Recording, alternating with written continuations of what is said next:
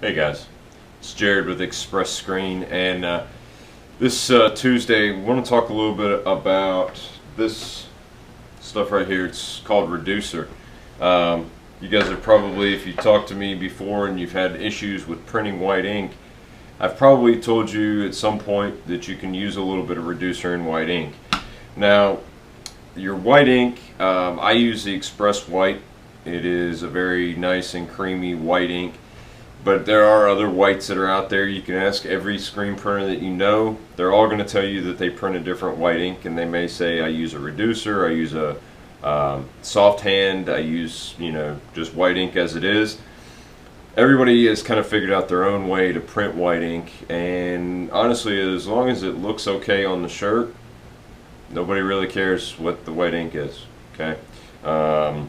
As long as it gives you the vibrancy that you're looking for and that the customer's looking for, there is no right or wrong white ink technically. So, but we want to be able to print as many white inks out there as we can, and so that's where the reducer can come in handy.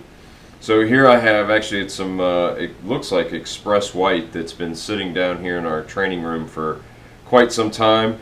I don't know if you can see it on the actual video or not, but it's actually kind of cakey looking. And that is that's kind of indicative of what you may find when you don't use a white ink for a while. And actually, for this tip, I've got two tips in one. Another tip for today is don't break your hand. I dislocated my pinky a couple weeks ago, and it's definitely making screen printing a little bit harder. But as far as the reducer tip, the way that we do this is, normally you would take this, stir this up, and figure out that, oh, it is too thick to be able to print through the screen. And so then what you can do, you just take your reducer. Reducer is kind of like a white, milky substance.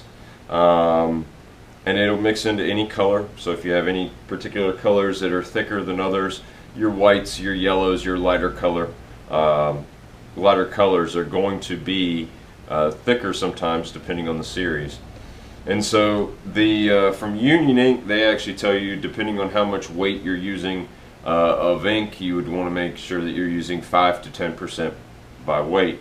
Now what I find is if you do that, you go too far, you may thin your ink out too much.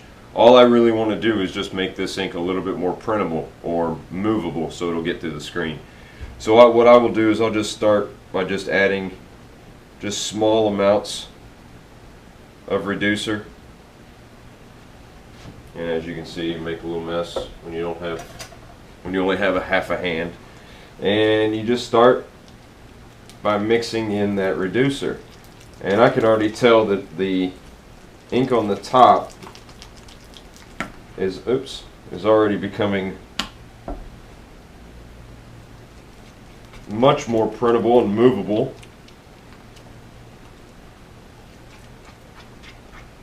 Scrape some of this off the sides here.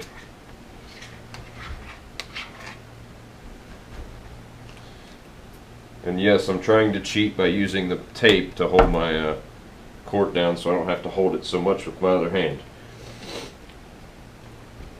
And just like that, I could probably add a little bit more, but just like that we can see that that's much more runnable than, and you don't want it runny obviously, but it's much more printable than what we saw when we first opened that cord up. So now you can see how it's got that nice sheen on it. Doesn't look like it's cracked or anything like that, or that it's dried out. And like I said, I mean, I could go a little bit more. I would probably allow this to sit for a couple of minutes. Let that reducer kind of take more activity into the ink, and then come back, and I should be good to print. And I just added just a little bit of reducer in there to be able to get that ink to print. So the other additive that I talked about real quick a little bit ago was soft hand base. Soft hand base is another type of additive that can be used somewhat like a reducer. Reducer and soft hand, however, they are meant for two different things. reducer is meant to actually reduce the opacity of the ink. The soft hand base is not really reducing the opacity so much as it's just allowing that ink to kind of sink into the fabric. So like on a cotton shirt, with normal Plastisol, you'd find that it would sit on top of that shirt, the shirt fibers mostly. With the soft hand base, that's going to allow it to kind of dip down into the fibers, almost give it a little bit of a water-based look and feel. Not quite, it is still Plastisol, but it does give it a little bit of that softer hand, not as rough of a hand or as rubbery of a hand, depending on how thick of a Plastisol deposit you have.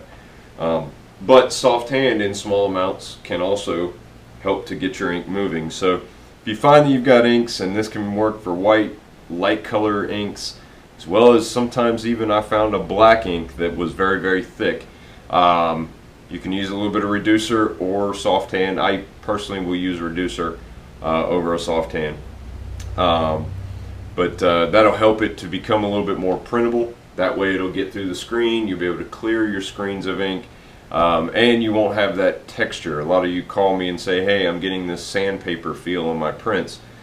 It's not clearing through the screen, it's still tacky. And so by adding that reducer in, it'll help you out. So if you guys have any other questions about this, definitely give me a shout. I'm here in the office. It's 800-597-9530. Also check out our Facebook page if you haven't found this video through there, as well as the rest of our YouTube videos. If you guys have any questions, give me a shout. Hope you guys have a great rest of the week, and if I don't talk to you before the 4th, have a great 4th of July, guys. Thanks.